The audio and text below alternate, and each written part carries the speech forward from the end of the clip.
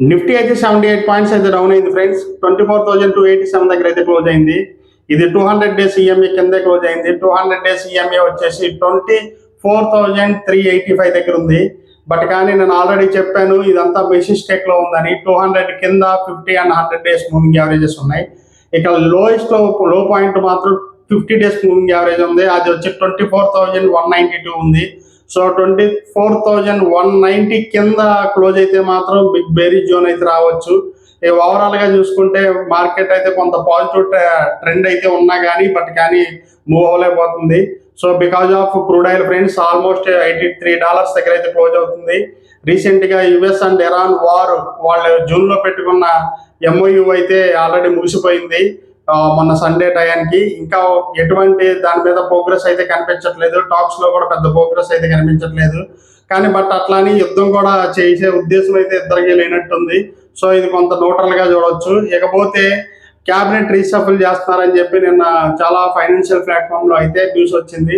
But కానీ BJP తన internal next 2029 elections కోసం కొంత టీంని అయితే పీయూష్ గోయల్ అను స్మృతి ఇరానీకి కీలకమైన పదవులు అయితే ఇచ్చినట్టు కనిపిస్తుంది. ఇకపోతే మినిస్టర్ పదవులు అయితే మాత్రం ఎక్కడా కూడా రీషఫుల్ అనేది మాత్రం మనకి కనిపించలేదు.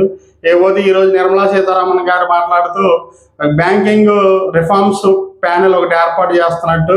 సో అది దానివల్ల కొంత ఇన్వెస్టర్లకు గాను బ్యాంకింగ్ డిపాజిటర్స్ గాను సో బ్యాంకులకు కూడా కొంత మంచి జరిగేటట్టు వికసిత్ భారత్ కింద చేస్తున్నట్టు అయితే చెప్పింది. కొంత బ్యాంక్ నిఫ్టీ అయితే కొంత నిఫ్టీ నెగిటివ్ గా ఉన్న బ్యాంక్ నిఫ్టీ ఒక టైంలో అయితే పాజిటివ్ గా టర్న్ అయింది. సో ఓవరాల్ గా చూసుకుంటే ఇదంతా ఒక మంచి కన్సాలిడేషన్ జోన్ లో ఉందనే చెప్పుకోవాలి. రీసెంట్ గా హై అయితే 24,770 అబౌవ్నే కొంచెం మార్కెట్ అయితే బై ట్రెండ్ గా చూస్తున్నారు. కొంతమంది అయితే కొన్ని ఫైనాన్షియల్ ప్లాట్ఫామ్ లో వచ్చే న్యూస్ అయితే నిర్మలా సీతారామన్ ని ఎడ్యుకేషన్ మినిస్టర్ చేస్తారని చెప్పి రూమర్ అయితే వస్తుంది. అది ఎంతవరకు నిజమో తెలియదు. ఓవరాల్ గా చూసుకుంటే మార్కెట్ అయితే మాత్రం 24,200 కింద అయితే బాగా బేరీ జోన్ లో గెలిపే అవకాశం అయితే కనిపిస్తుంది. So be cautious friends. Overall గా చూసుకుంటే 24,770 అబవ్ మాత్రం మార్కెట్ కొంచెం బిగ్ పాజిటివ్ టర్న్ అయ్యే అవకాశం అయితే ఉంది ఫ్రెండ్స్. నా ఎఫర్ట్ మీకు నచ్చితే please like, share and subscribe the HR stock winners.